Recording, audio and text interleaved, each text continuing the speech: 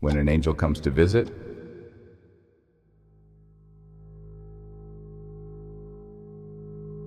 the past is never past, at least while we're alive.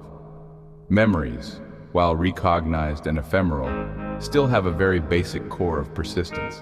How does this past remain, and what kind of substance could there be that lives so completely outside time? What makes it so strong that it can ever survive the merciless climate of the well-trafficked brain?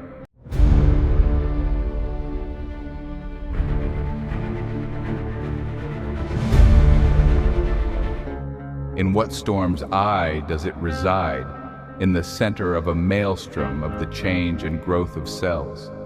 What are these indestructible grains that persist among the shifting sands of time, bare and alone?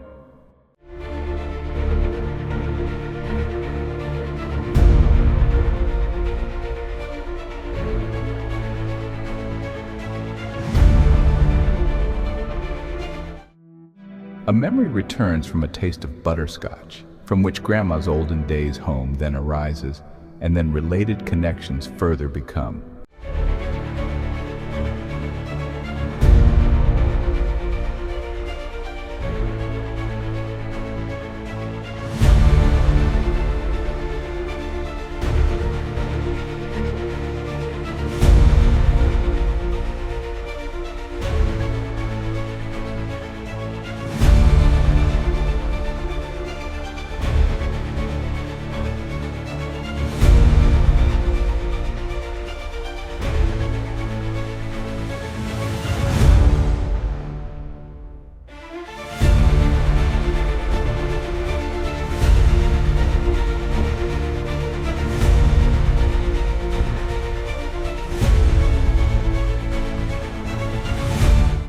Reminiscence stirs connections within the mind, each little germ of recollection ballooning into a wondrous and glorious revelation.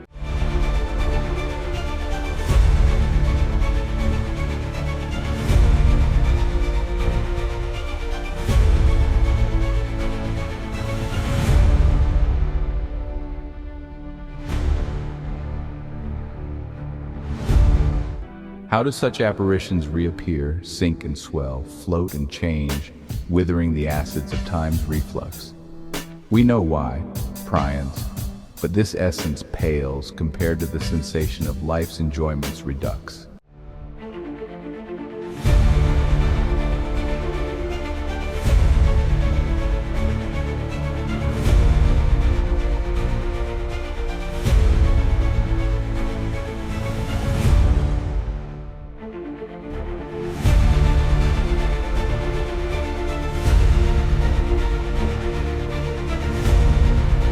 Associative memory is the storyteller of those glorious and golden times which yet glow, those which ever and yet become all that we are.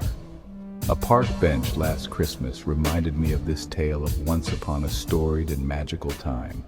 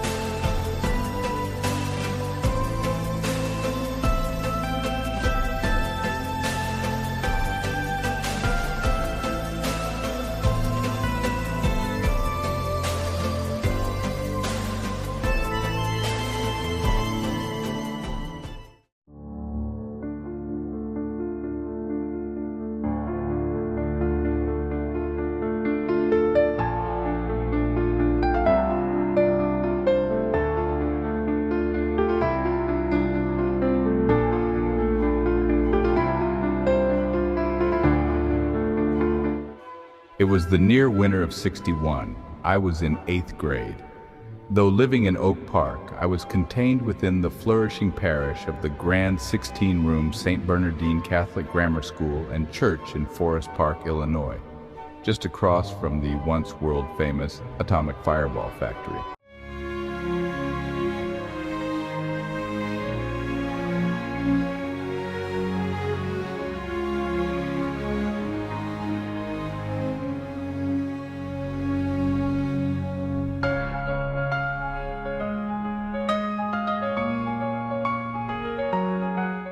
I had been instructed here in this holy place since the early to middle nuclear 50s.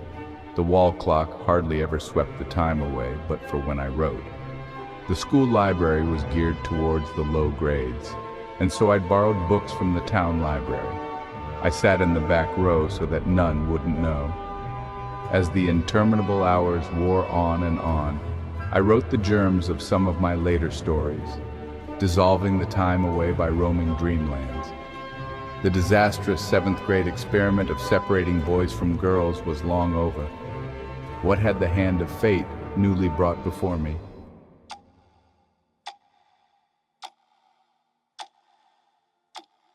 In the bright, sinuous form of Karen Nichols? Whenever she spoke, I would put down my pen. At last, someone normal yet exciting, I thought. An atomic fireball soon rolled across the floor. Her vision glimmered and twinkled. I caught her eye. She returned the look, giving an eye for an eye.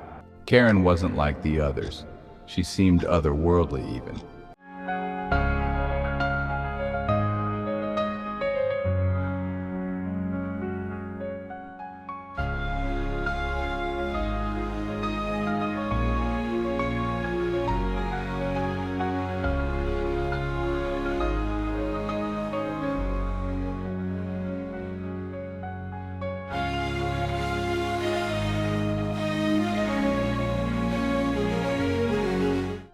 A while later, Bad Frank Santoro, a reject remanded back here once again from another school, was carrying a big stack of books across the room toward a shelf when he pretended to slip or trip, sending the books scattering in all directions.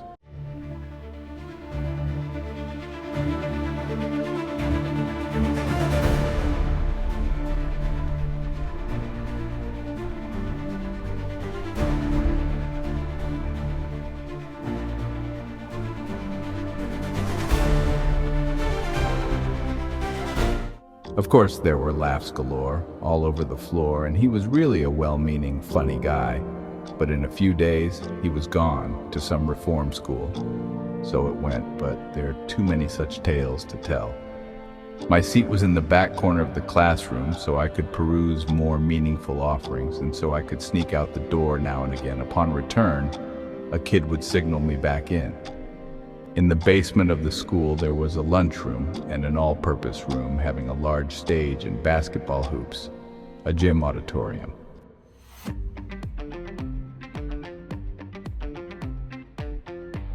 On the weekend, and especially after church, it was a musical round and round roller rink. I was putting my skates on next to Karen Nichols, and we shyly said hi to each other again. She had asked me to skate during the ladies' choice the week before, and so we had whirled around the floor. She showed that there were several nail or screw heads sticking out on the inside of her skates, which was a constant problem with these ancient rolling shoes. I went to the counter and got her a smoother pair. She smiled and put them on and went out to the floor as I finished securing the wide black laces of my own pair left over from the 1800s.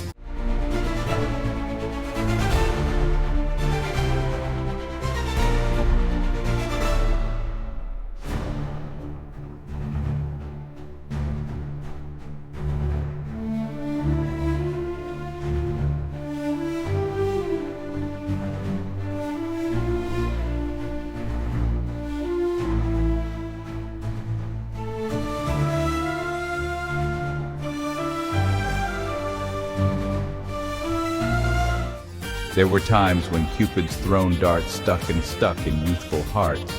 Lady Karen chose my hand, and we glided and rolled, ever a watch of the four pillars, while our eyes met to look within. It was too noisy to talk. On Monday, I moved my coat to a hook near hers, taking my sweet time, until she bright-eyed arrived. I asked for her hand and held it, keeping it there while I put my other hand over hers, she doing the same with the one she had left.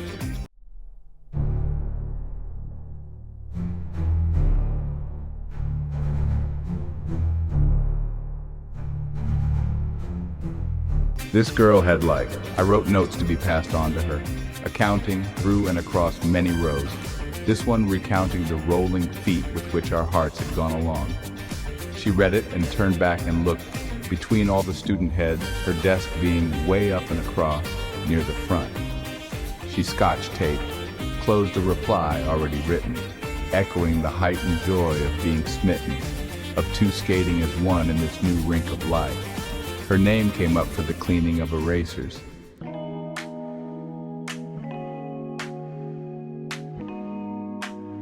And so after she went, I crept out the back door. If the sister had noticed my empty seat, then maybe it was that I had gone off to pee. Yet down the stairs I went, on through the bottom floor and out onto the front stoop of the 3 stone steps. There she was, my literary world come to life. Within the clouds of chalk dust and the big snowflakes, banging the erasers on the stone. The dust cleared, and she emerged like an angel, as one sprung up from the snow. I chanced to hug out there in the cold.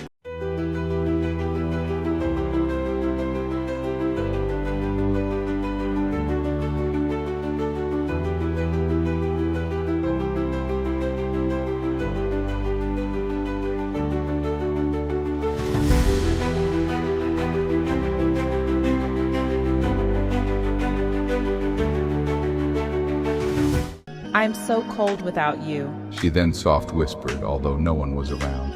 I liked what you said in class about care and love, for I knew it was about me and told just for me.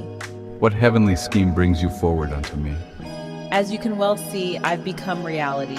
Back inside, a snowball crashed off the slanted panes, as Frank Santoro was probably mad, then glad. The showers gave us a cheery feeling, later dripping.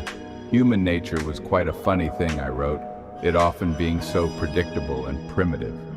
If only we knew what demons haunted the soul, but otherwise, it's such a surprise not knowing. William Fox played his violin for the class.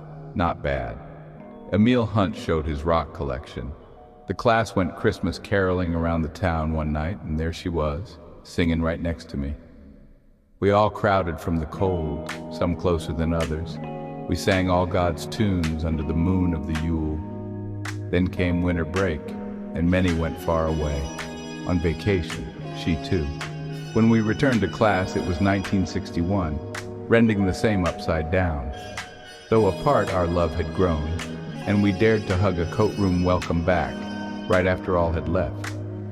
She'd traded seats and was now but a row away, and so the loving notes flew much quicker this way. I heard stories of Christmas past, knew that we'd last.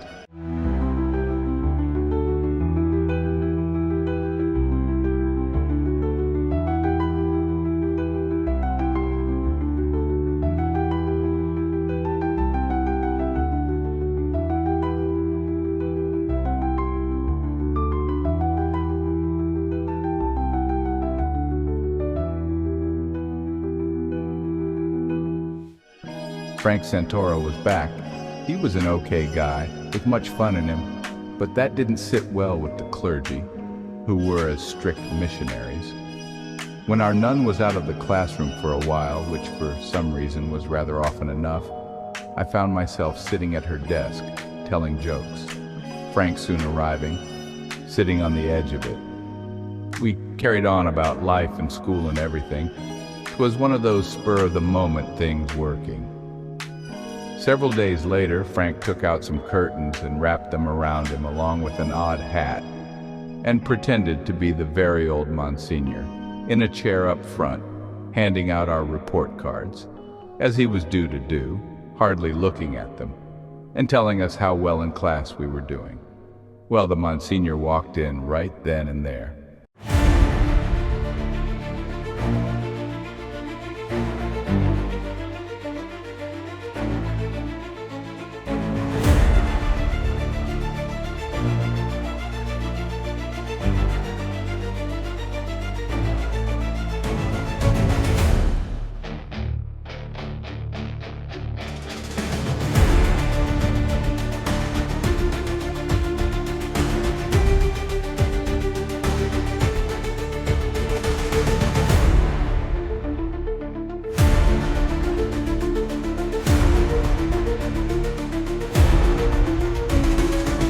Good old Frank was never seen or heard from again. Me, I knew well the limits, and so I had managed to remain on the bright side of sin's good twin fun. In our geography book, someone found a figure of a naked woman within a large picture of the Amazon jungle and its tribal members. And so quite soon, everyone was on the same page.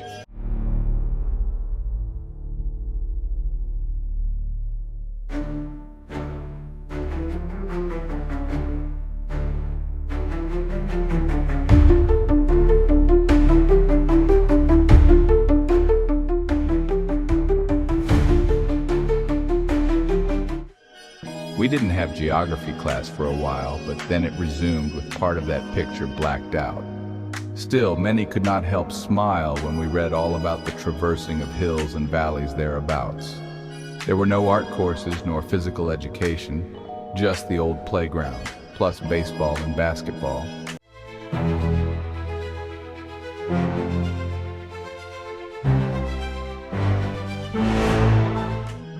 Tom Jameson, an excellent student, stayed home from school for 3 months, not even his mother knowing why, and ended up being run over by a freight train.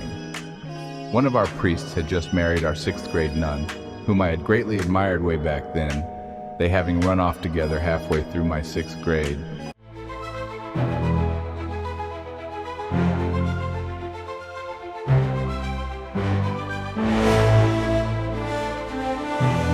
Now Monsignor's gone to heaven and wasn't replaced.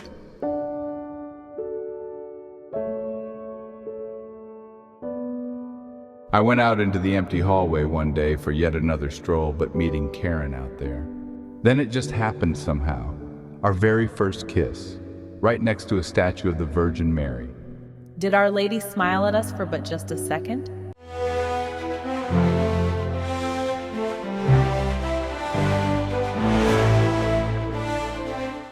Winter still held its wretched cold and icy grip.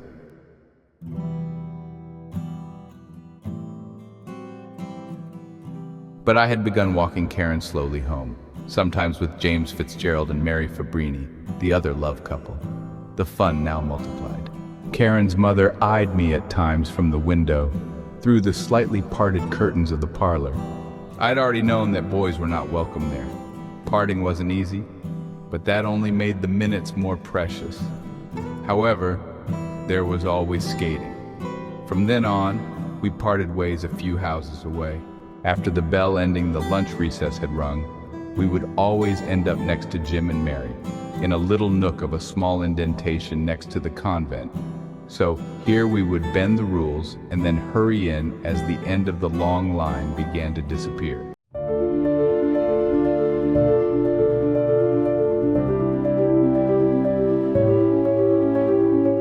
We learned history, English, math, and religion, but not any biology, so this we had to remedy all on our own.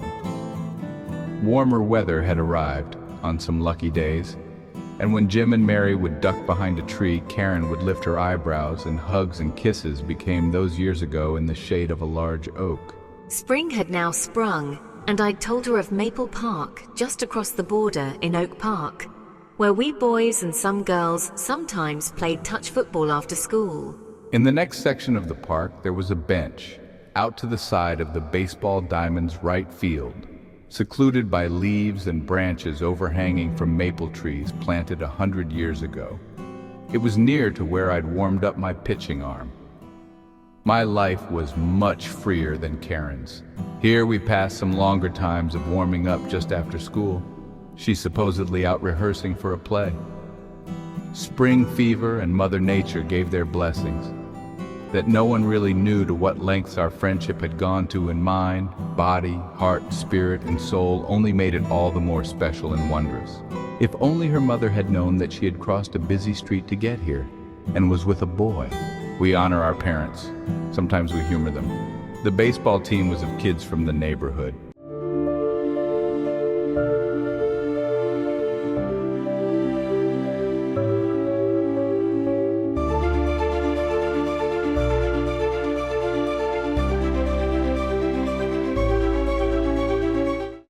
Lanky Pat Hickey played first base with a long glove, quick Bobby Walsh at second, scooted all around, rangy Lanny Nielsen at shortstop, throwing long, staunch Norm Nielsen at third base, with his quick reaction time, chunky Tim Anderson catching, blocking the plate.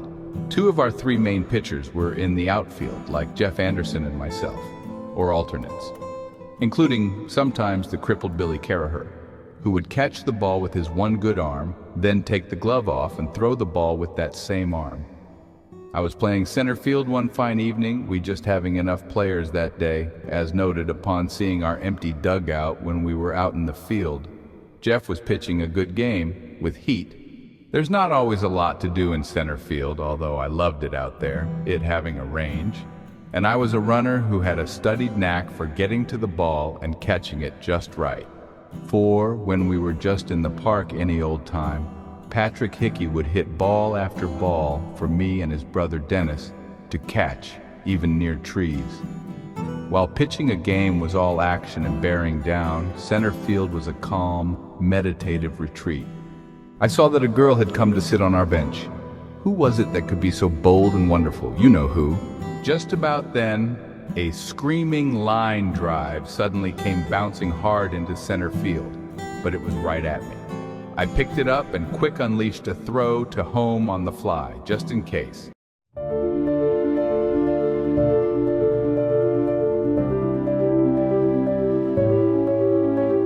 It sailed right on into the backstop, for this is how pitching outfielders who are deep in love throw. It took a lucky bounce right back to the catcher, and they caught someone in a rundown. He was out. What kind of throw was that? She throws me, I said, pointing to Karen right there. Well, it worked out. The guy thought he could make it home. I headed toward the dugout, looking at Karen. What are you doing out on a school night, my dear? My mother had to go to my aunt's, the kids too. And here you are. In the flesh. After the game, we walked 2 blocks to one of the first McDonald's for our first date. Dusk thus fell, and we crept back toward her home in the silent dark. Was she really out here? I asked myself later. Recess was outdoors now. The schoolboys all playing 16-inch softball across the street from the church. Baseball gloves were not needed for this size of ball.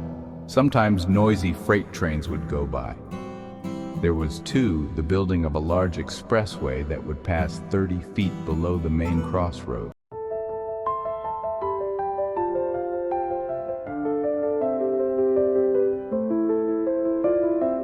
These were the wonder years, when the lilacs of love had bloomed. Thereafter, one is never the same again.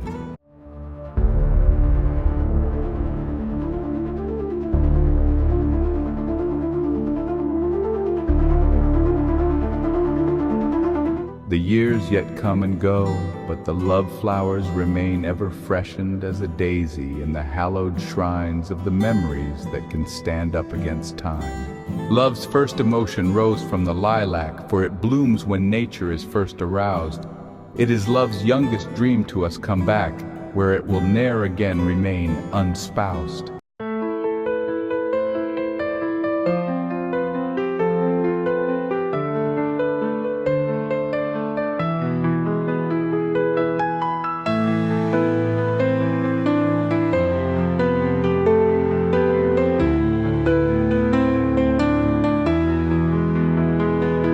Karen could not usually escape on weekends. She not only not allowed, but ever needing to care for the younger siblings, all 6 of them. And so these were a long 2 days filled with sports and playing poker and all the boys do, like sleeping outside, for we had a tent, and setting off firecrackers. Everyone had been playing with yo-yos, day in and day out for a few months, for that was the craze. There was a contest every few weeks in the school. We did walk the dog, rock the cradle, 200s of loop-the-loops, and many more we invented.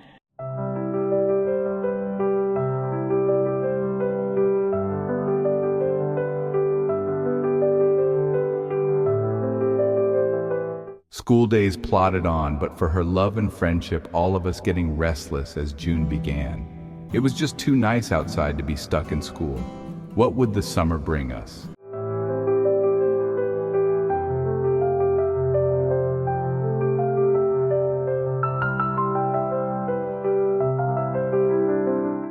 Without school, recess, the after-school rendezvous, and Karen's other infrequent escapes, where would that leave us to?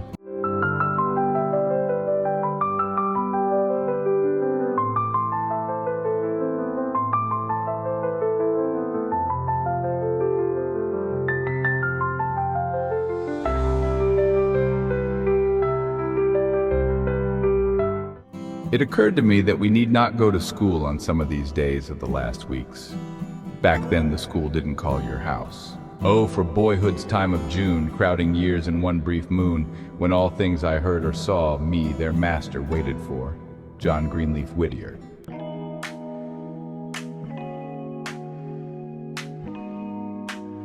The neighbor kid, Jimmy Nelson, had a treehouse. He smoked cigarettes up there, and in the future, the willow tree and its treehouse would go up in flames. Karen called me up just before bedtime as usual, and we made a grand, risky plan for the next day. After breakfast, I went out the back door as usual, but stopped first in my tent and grabbed some sleeping bags, then quick climbed up into the treehouse next door. I lazed around a while in the haze of a day that was not all that rare in June, waiting for her. I lit up some smokes that had been lying about, noting the curved roof as like in a pipe dream. She, the ever-adventurous one, would manage to get here with the schoolgoers still on the streets, and so no one would be the wiser. Here, we would stay. My heart leapt as I saw the rope ladder jiggle. The soft airs waved the curtains, and the warm balm breezed and breathed upon us as we kissed and snuggled and told life and love stories through a long day in June.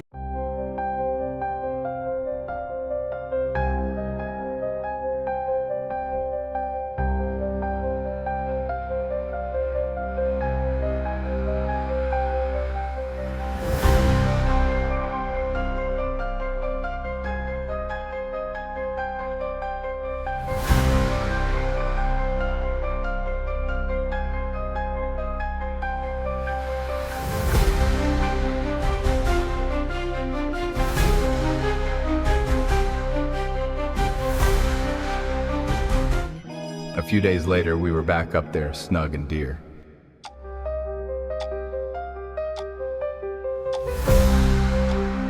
The last week of grammar school was soon upon us, and then the last day was at hand, the party time. I had been on patrol boy duty all week long at the street near the school, guiding the little ones safely across this last danger to the church and school. I wore the white belt that went diagonally across the chest and over the shoulder and down. The school bell rang to start the day as the last batch of latecomers waited to cross. One last duty, then I would roll up the patrol belt in a certain way and tie it with a rubber band into a package. A truck suddenly veered into another lane on the busier street of this corner and caused a lady's car to go off the road, heading toward us. I spread out my hands as if that would protect the little ones and stop the car. A telephone pole stopped the car. Fortunately, she wasn't going very fast, but there were no seat belts in those days, and so she must have bumped her head, for it was bleeding a bit. She half slid out of the car when the door burst open. I told the kids to wait, and I went to care for her, situating her back into the seat and tilting it back so she could relax until the ambulance came. I was a bit late to school, as I had to tell the police the story of what had happened.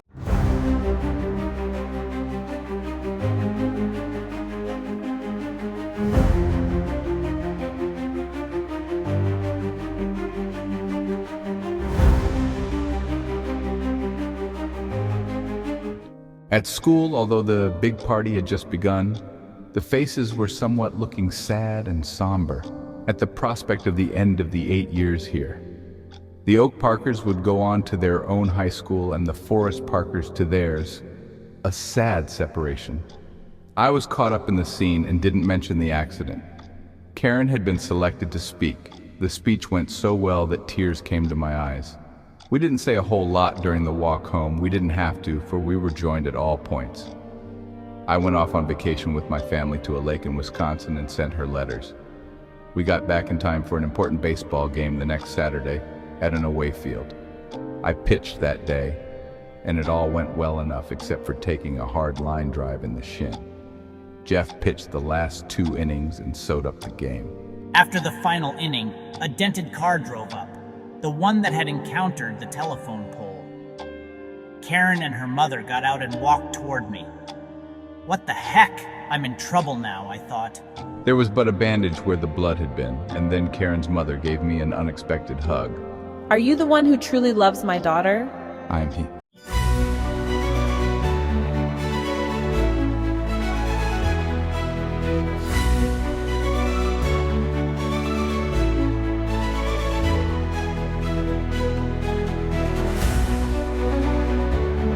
It wasn't the accident per se, she offered, although it did knock some sense into me, but of my daughter's eloquence all along persuading me of your goodness. She's like that in school, too. She is a child beyond her times, but still a child like you. We grow together. That you have accomplished, and I have just been too Catholic. Karen interjected. You were just looking out for me, Mom. Anyway, Patrick, can you join us for dinner tonight? I need to get to know you. Karen says Shakespeare lives in your school desk, as well as many other fine books that you find time to read in school. Love is an ever-fixed mark. I agree. You will always show kindness to her? I can do no other. I like that. You didn't just say yes, ma'am, or some standard phrase. Whew, I thought, this mama's sharp. How's your injury? I inquired.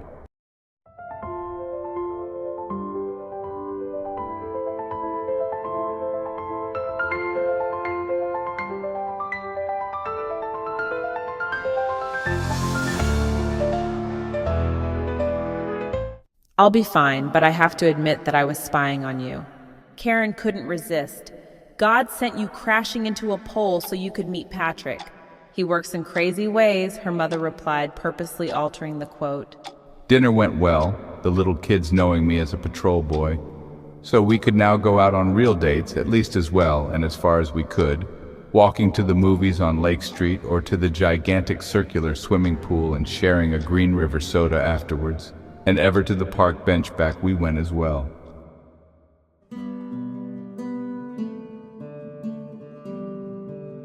The summer of love flew by, and we entered our separate high schools. But whatever social lives we had in there were of no concern, for love alters not with his brief hours and weeks, but bears it out even to the edge of doom. If this be error, and upon me proved, I never writ, nor no man ever loved. From a Shakespeare love sonnet.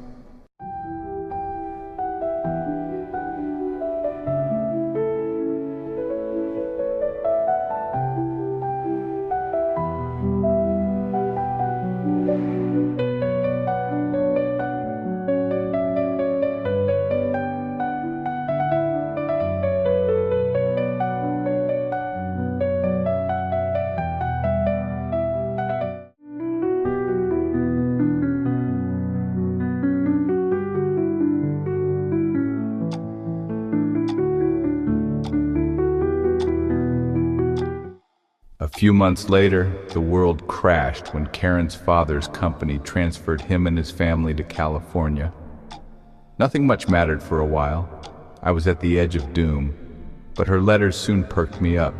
She had plans to return next year and live with her aunt in Oak Park. She would be going to my high school. The letters strangely stopped around Christmas for about a week or so, and then this last one came from her mother. Heaven has recalled our angel. She died in her sleep. The doctor said that her heart was too large. She lives within you now, as that ever-fixed mark that looks on tempests and is never shaken. It is the star to every wandering bark whose worth's unknown, although his height be taken. Love's not time's fool, though rosy lips and cheeks within his bending sickle's compass come. I had now gone well beyond the edge of doom, but strangely enough, there was beauty there.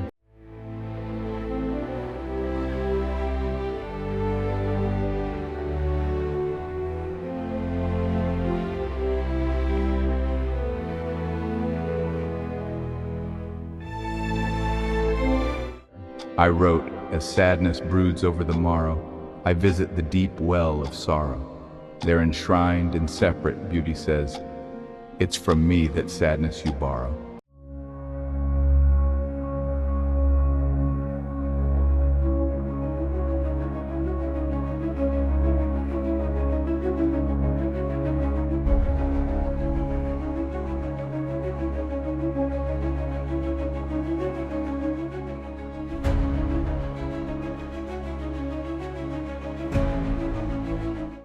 We have all the time in the world, time enough for life to unfold all the precious things love has in store. We have all the love in the world. If that's all we have, you will find we need nothing more. Every step of the way will find us with the cares of the world far behind us. We have all the time in the world just for love. Nothing more, nothing less. Only love. Louis Armstrong.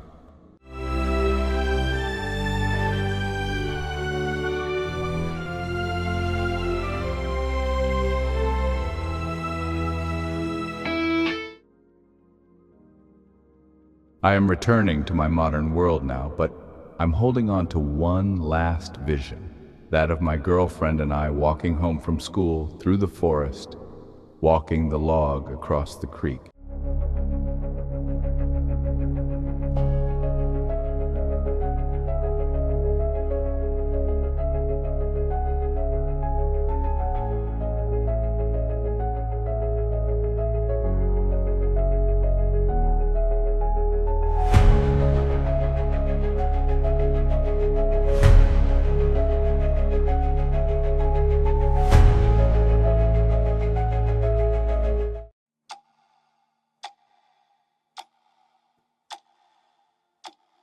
I recently read Richard Le Gallienne's Young Lives, clued to me by JC, which book described his younger life, loves, and his written words of poetry and prose, en route to his job as a columnist, novelist, and poet. His young romances began around the age of 20, these endeavors of love having been necessarily earlier restricted during the prudent Victorian era.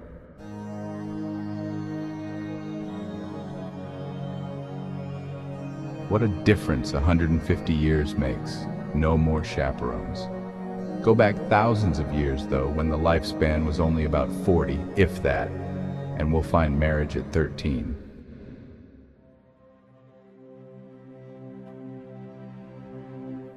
So it is that nature still gets our bodies ready for procreation, even by 12 now, and I heard that it may have even moved up a year.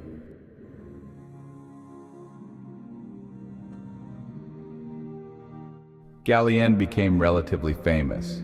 I'm not, but JC had pointed out some similarities, such as lineage, history, general outlook, metaphysics, romanticism, elfin lore, writing a rubaiyat, sailing ancestors, and poetry prose, not to mention the love of the female form.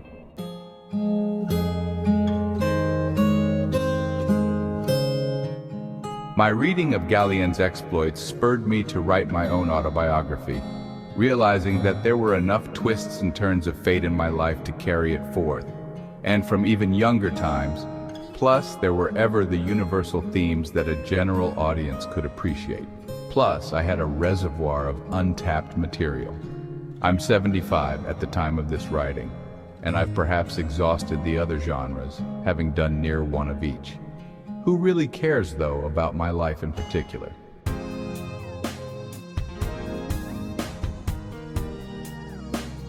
Probably not many, but I still had one of the easiest writing jobs, the retelling of actual happenings, and so a lot of words flowed out. Rather effortlessly, they practically writing themselves.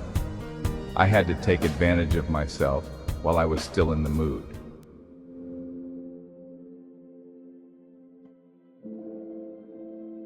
There are also the heights of emotion that sweep one over and through while writing.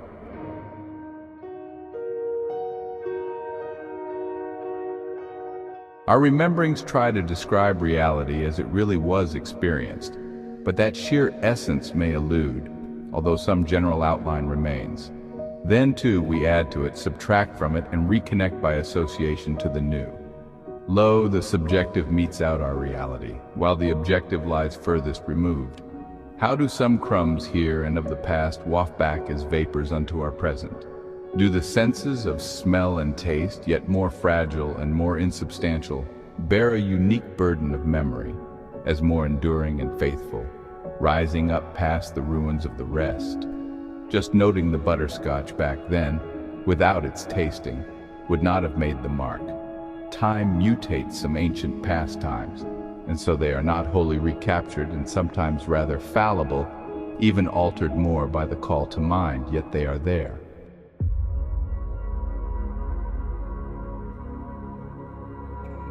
A memory begins as a changing connection between two neurons. The strength of the synapse changes so that the neurons can communicate. Thus, the taste of memory also activates the neurons downstream to do with one's childhood days. The neurons have been inextricably entwined, yet two reconsolidate upon recall. Jonah Lehrer has the full answer, summarized.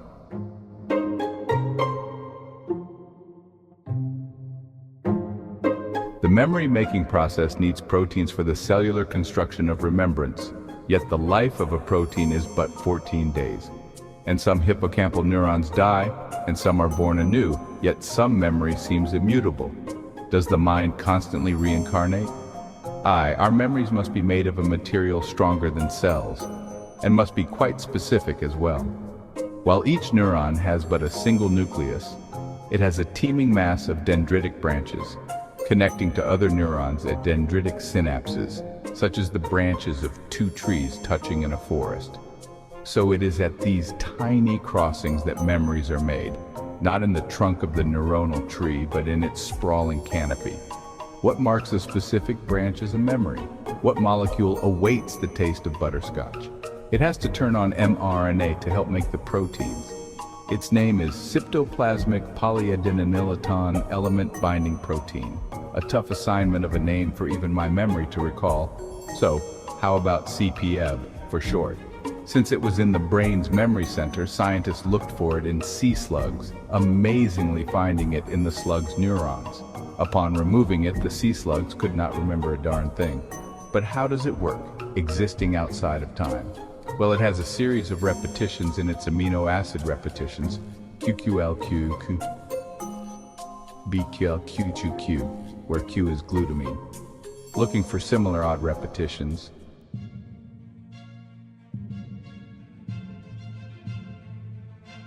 what looked like a prion was found.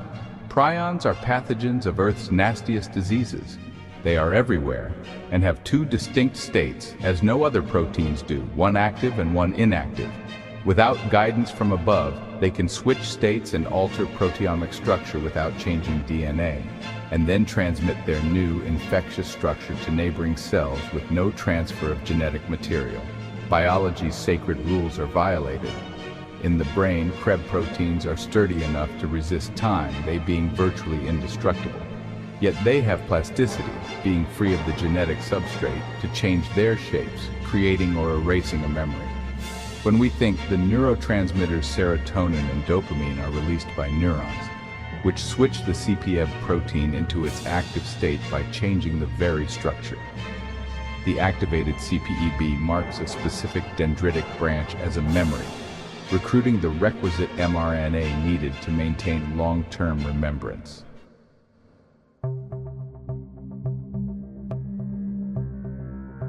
And yet, prions have an element of randomness built into their structure due to the inscrutable laws of protein folding and stoichiometry, even becoming active for no reason.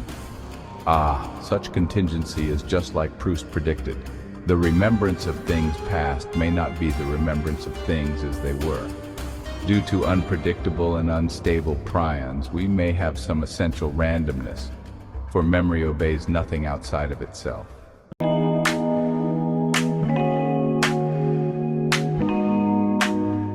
Shooting pool, all of billiards they say is so true, for my father bought me a table too. Being in the right spot at the right time was my pool fortune created on the dime.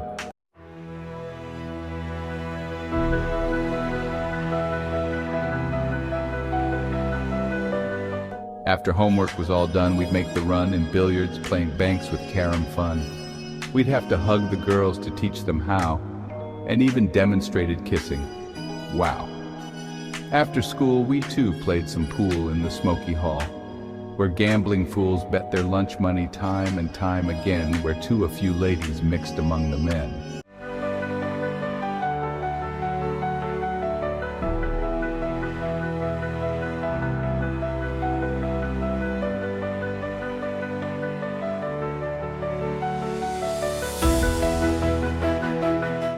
I won an Army 8-ball contest, winning a carton of useless cigarettes, so I gave them away for the Plays the Prize, keeping me here and away from paradise.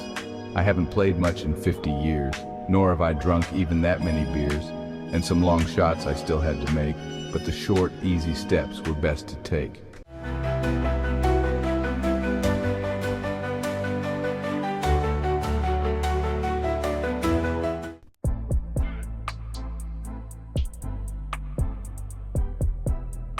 I turned to tennis, the theme much the same, though the bounce was but upon the ground. Don't look up too soon from the knowing aim and follow through. Works too for other games.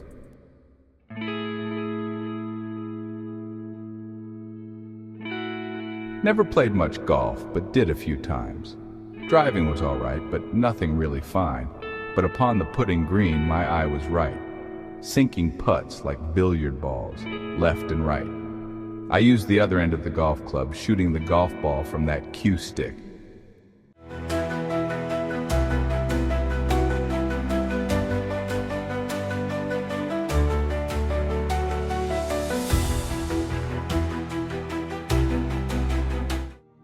Wandering late night, hiding from headlights, we sneak past the village's ghostly sights through alley, yard, avenue, and street towards Maple Park, to our secret retreat.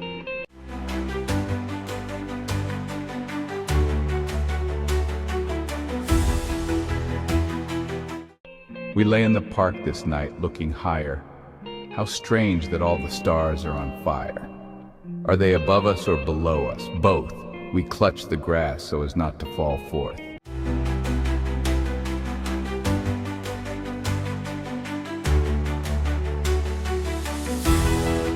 There's not always a full moon and high tide, nor life's magic moments, so they high ride when they arrive, and as such they thrive as nostalgic remembrances quite live.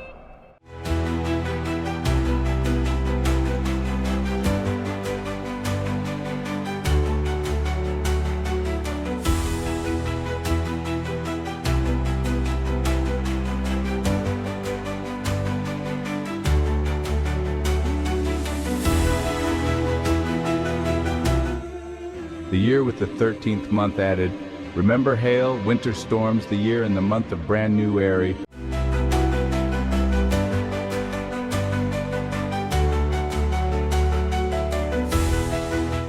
Then Feb buries us in snow.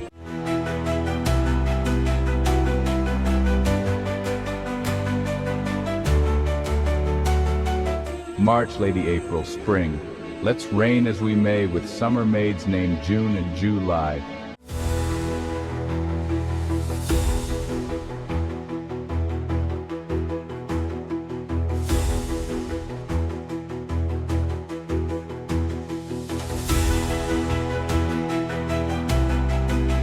Until after a gust of hot withering wind, the sunny fire burns out.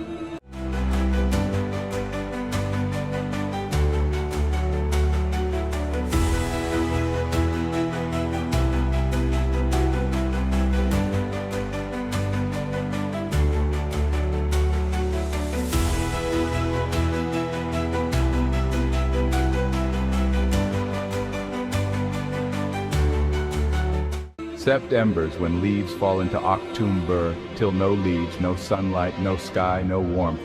November, next de rain, de sleet, de cold, December.